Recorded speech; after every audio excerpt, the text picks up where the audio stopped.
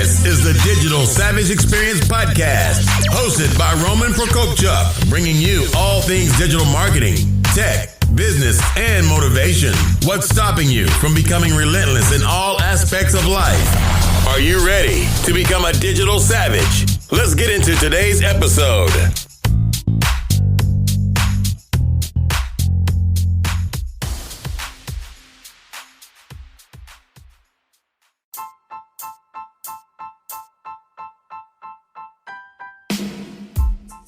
Hey everyone, this is Roman Prokopchuk, and this is the Digital Savage Experience Podcast.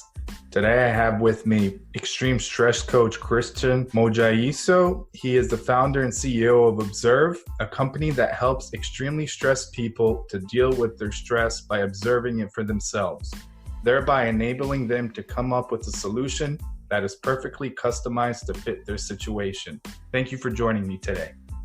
I'm very glad to be here, Roman. This is, I listened to you speak on another podcast, the Core Confidence Life podcast. I loved your story. I loved how you think.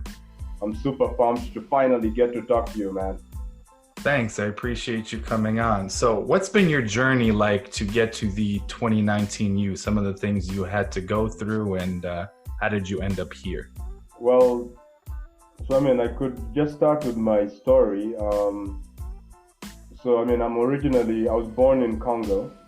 I'm originally from Africa. I spent most of my life in Africa.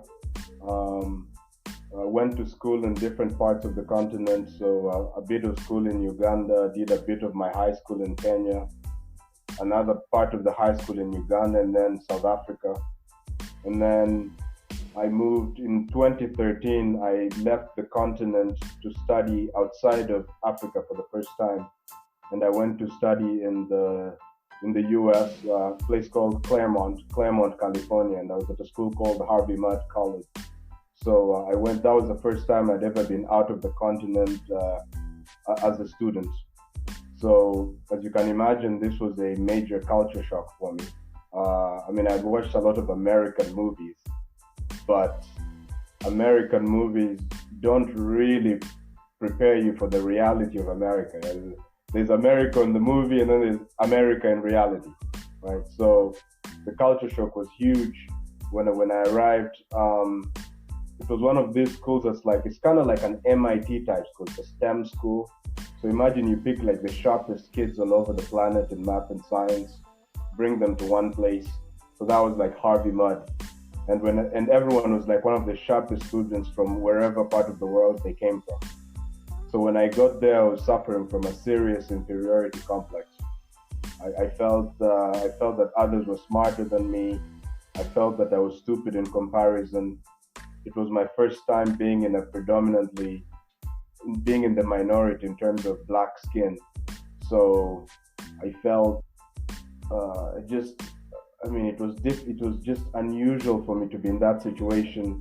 I had difficulty making friends at the time, and just the experience at that school. On many occasions, I always felt that I was somehow representing the black race or black people. Since we're in the minority, I felt like when I fail, it's like a failure for all black people. So I put tremendous pressure on myself. And before going to the university, my dad had also told me, go there and make us proud, which he meant it well, but for me, it was just putting even more pressure upon me. And then my grades began to slip when I was there. I kept thinking I was stupid compared to other students. I kept thinking, look, maybe I didn't even feel like I belonged there. I kept thinking to myself, look, this is such a prestigious school. This is a school for brilliant students. They must have made a mistake in admitting me to such a place, right? So sooner or later I'll be discovered and kicked out, sort of thinking. So everything just began to fall apart for me there, slowly by slowly, because I had a couple of tests where I wasn't doing well, and I felt really, I felt really bad and really foolish, and I felt like the professors could see how mediocre I was, which made me not want to go to class, which obviously made my grades even worse. And then I reached a point where I'd just spend the entire day in my room, and just at some point the biological need would kick in because I had to eat. So I had to leave the room and go to the dining hall. But I'd pull my green box, rush to the dining hall, pick my food and get out as soon as possible, hoping I don't see anyone I know. Because somehow I felt that all these people would be able to see through me and see just how mediocre I was. So I was failing on every dimension. I was failing emotionally, I was failing physically because I was just, in fact, putting on a lot of weight. I was failing psychologically, spiritually, academically. Everything was just downhill for me there. And basically, I had managed to create a hell for myself at this school. And so I thought to myself, the thoughts of, there's no point, what's the point of living? If living is so much hell, maybe there's a better solution. So I went to, things got bad, so I went to Google and researched the most efficient ways to end things. And the solution that appealed to me was to jump from the top building. So I'd climb on top of this building called the Shanahan Building, which is one of the newest buildings at Harvey Mudd. I'd climb and fantasize about jumping. And the thing that would usually stop me from actually jumping was the thought that, look, maybe I might jump and not die and become a quadriplegic, multiply my problems by 1 million or something. So this is kind of the thing that was stopping me from taking the dive to freedom, as I saw it. And this was one of my first, most intense experiences with suffering, because I was suffering and stress. Because before, I was raised in Africa. In Africa, we have a good support structure, good family structures. Like, I don't know anybody growing up whose parents were divorced, for instance. So, but in this place, I felt completely alone. And at this point, I experienced a level of suffering I'd never really experienced in my life. And this is what actually sparked my interest in human suffering and stress, right? And eventually led me to found the company Observe, and the company is specifically designed to help extremely stressed people to deal with their stress. And this event and a couple of others stimulated my desire to transform, to end my own suffering and the suffering of others also.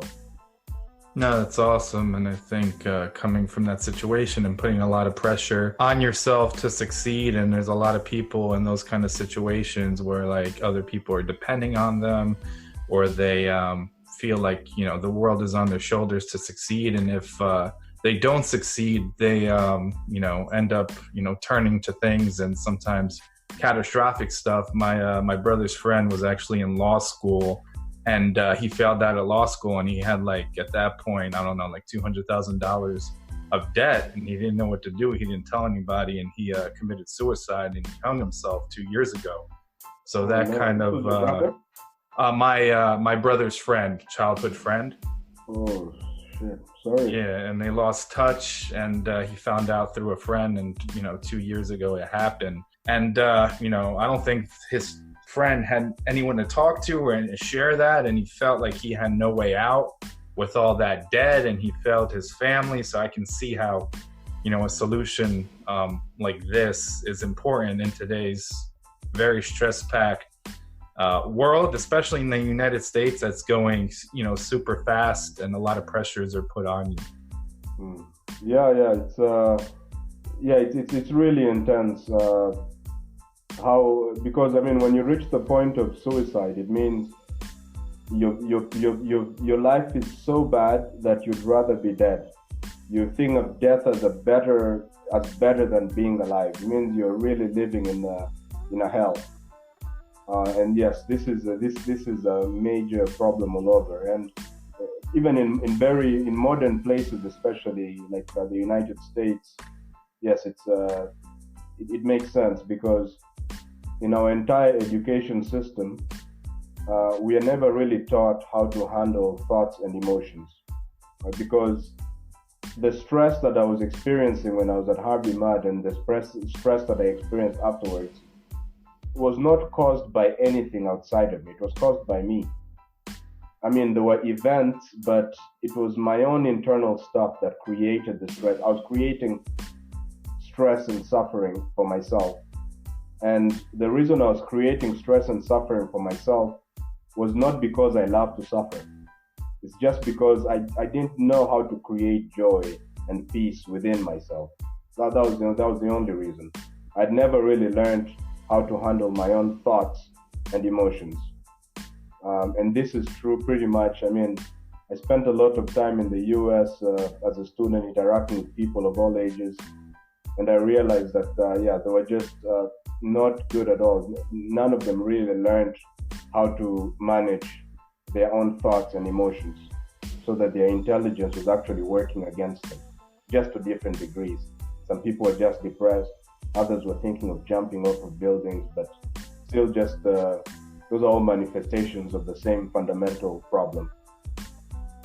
Yeah, I agree. And at the end, it's kind of the outside factors, but ultimately it's kind of you versus you. So like your mind and being able to reprogram it and, make good habits and put things in place that that kind of change your perspective about, how you're living, what you're doing, that you do have value.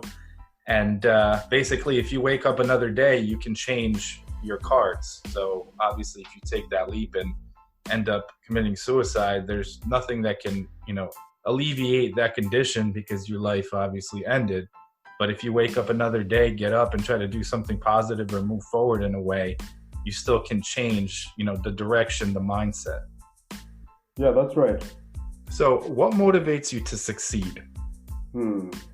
Well, it depends. Success in what area? Is it like success because success looks different for me.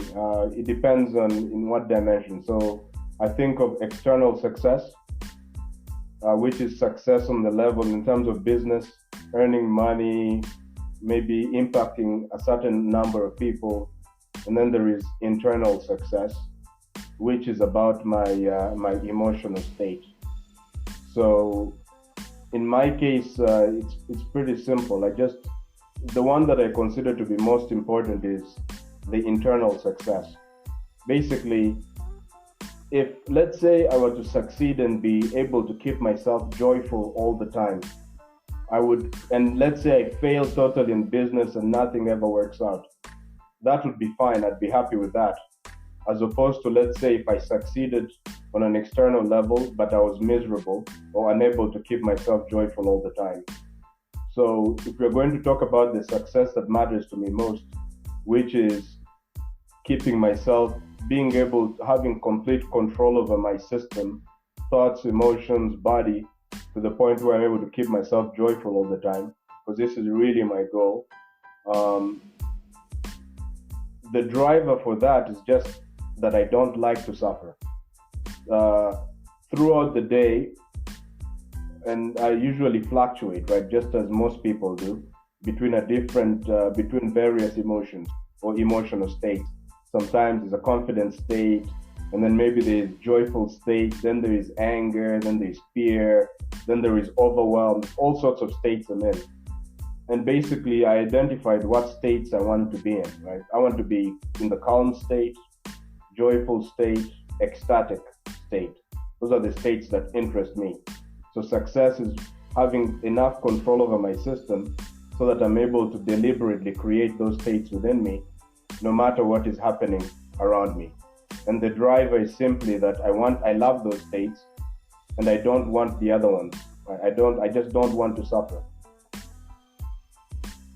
No, that makes sense. And like you said, there's sometimes professional motivations and internal motivations and different kind of guiding compasses for, each facet of your life and yourself as an individual.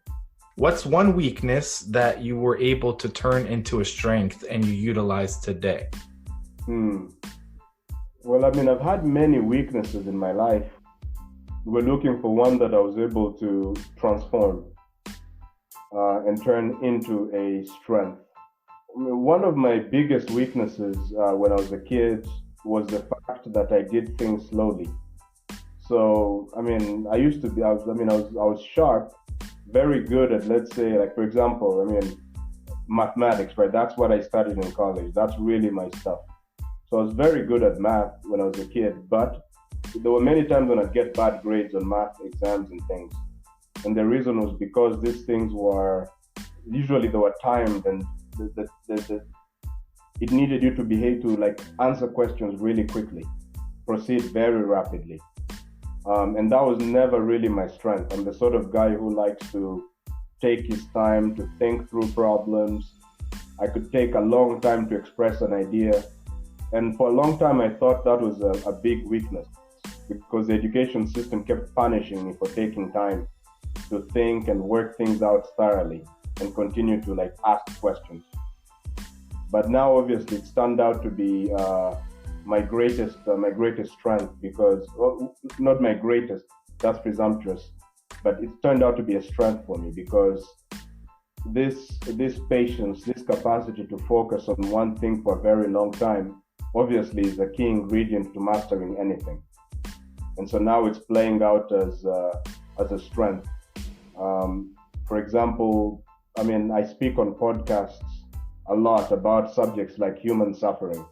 And the reason I'm able to speak about such a subject is because I've been able to dedicate a lot of time patiently trying to understand my own suffering. Right? This extra time makes, in particular, what it does is it makes me, it gives me an advantage as a teacher. Right? So, although sometimes I do poorly, one of the things I always excelled at was being a teacher. And the reason I excelled was because one of the reasons was because whenever I was teaching stuff, it's stuff that I had spent a long time thinking about. So I was able to really relate with the students' struggles and help them to figure things out. So that was when I used to tutor in math. But even now, in different areas, as a leader of people, now as a teacher on the subject of human suffering, this slowness is actually a great asset, it turns out. Yeah, and I think it's the parts of your life, something when you're, let's say, 25 years old may be a weakness, but that same trait, maybe you're 35, 40, or later on in your life or profession or what you're trying to pursue becomes a strength in that sense. Mm-hmm. In terms of someone experienced kind of extreme stress, stressful situations, what kind of advice can you give for them to kind of de-stress or take kind of the first steps to reevaluate it and deal with it? Okay, so here's the thing, and this is really what the cornerstone of Observe is, the company Observe. It's that whenever you have a problem that's stressing you out, especially let's focus on some of the emotions. Something's making you angry, something is making you sad, something is making you feel frustrated, right? Whenever you're in, let's say, this kind of state, which if you're like most people, that happens to you often, right? Every day you experience maybe some level of irritation, some level of fear. You're always in these states. So, well, how would one deal with such a situation? So the first thing I realized, and this is what hit me, was that throughout my life, I had never really been taught to look at the problem, to observe my own suffering, to observe the fear, observe the anger. I had never been taught that. What I had been taught were things like positive thinking, right? Just think positive, don't focus on it, or distract yourself in some way. Watch a movie, pull out some pornography, that sort of thing. This is really the approaches that are commonly used. But it's very rare to hear someone telling you, hey, are you angry? Observe the anger. But this is precisely what I was able to learn, was that I actually don't need to worry about the solution. I don't need to worry about how to not be angry or how to not be stressed. I don't need to really worry about, let's say, how to have great relationships. That is already misguided. I call it the dumb approach. Instead of looking at the problem, you're fantasizing about solutions. Right? What I learned is that when you observe the problem, the solution naturally arises out of it. So If let's say I have a bad relationship with Roman, well, the first thing to do is not to read a book about how to have great relationships or how to fix relationships between guys. No. The first thing is to look at our relationship. Let's look at the problem. Yes, it's uncomfortable, but let's look at the problem. If I observe and get to the root of what is causing the conflict between me and Roman, getting to the root of it, that observation itself will tell me what to do. And the really beautiful thing is that the solution that comes out of this observation will fit perfectly to our relationship. It won't be something that was cooked up in a lab or cooked up by some expert. It will be something that meets our particular situation. So this is really what I would say, is that next time you feel angry, instead of trying to not be angry, take some time to observe the anger.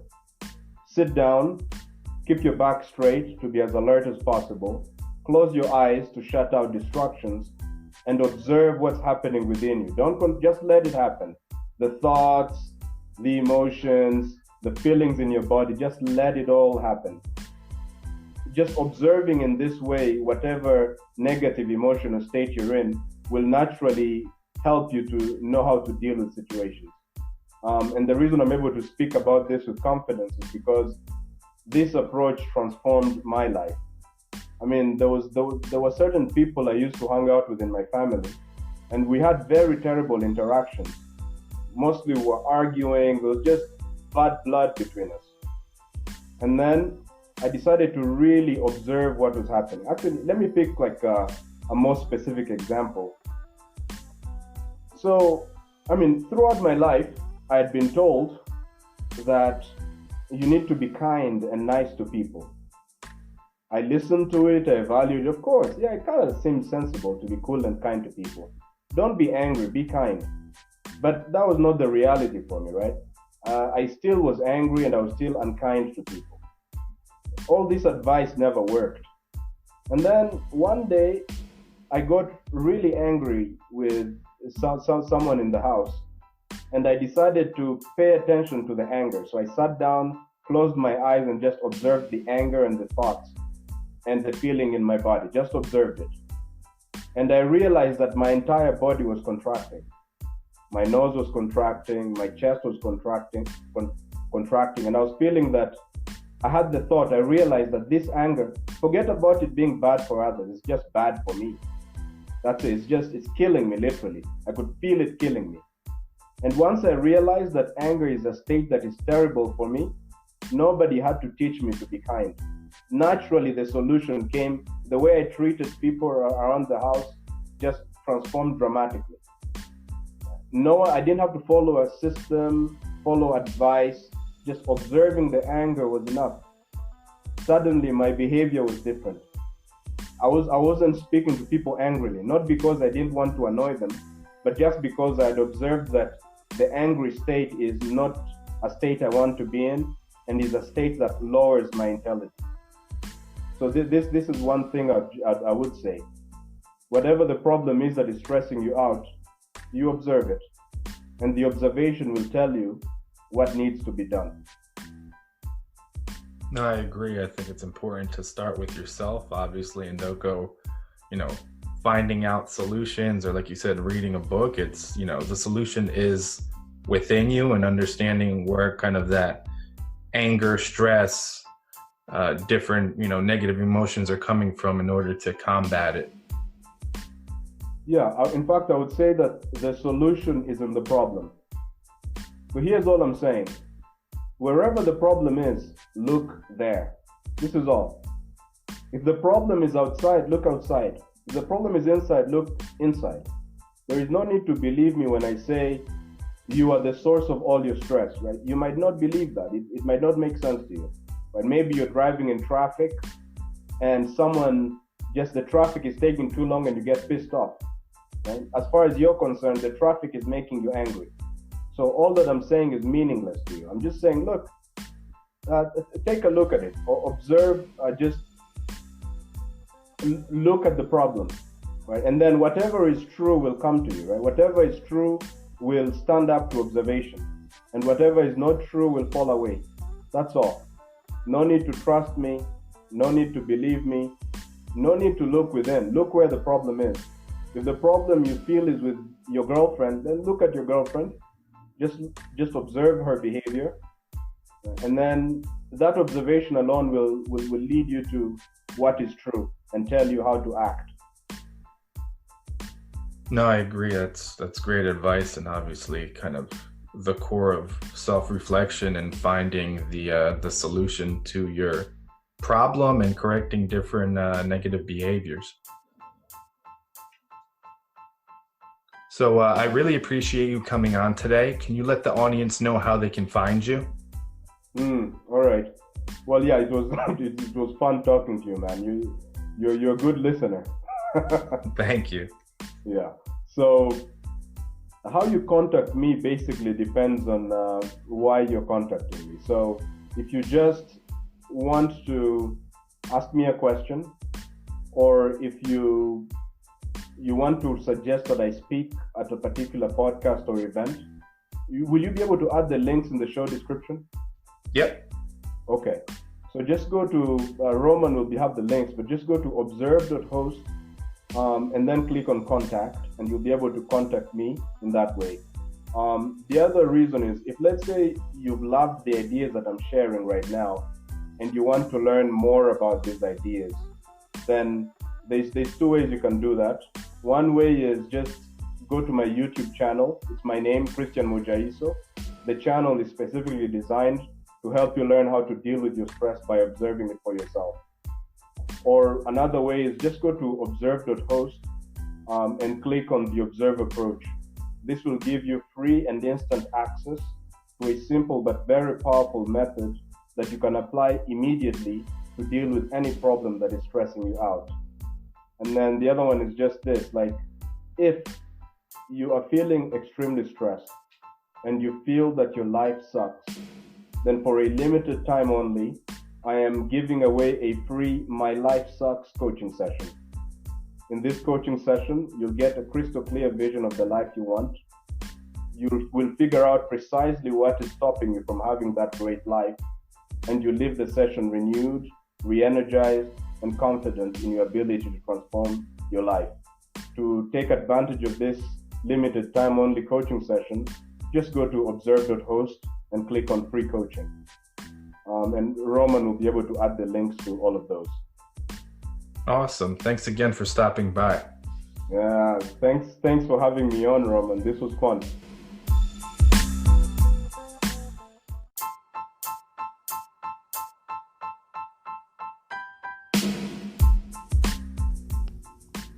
Hey everyone, this is Roman Prokopchuk from Roman Prokopchuk's Digital Savage Experience podcast. If you haven't heard about Anchor, it's the easiest way to make a podcast. Let me explain. It's free, so that's always good. There's creation tools that allow you to record and edit your podcast right from your phone or computer. Anchor will distribute your podcast for you so it can be heard on Spotify, Apple Podcasts, and many more. You can make money from your podcast with no minimum listenership. It's everything you need to make a podcast in one place. Download the free Anchor app or go to anchor.fm to get started.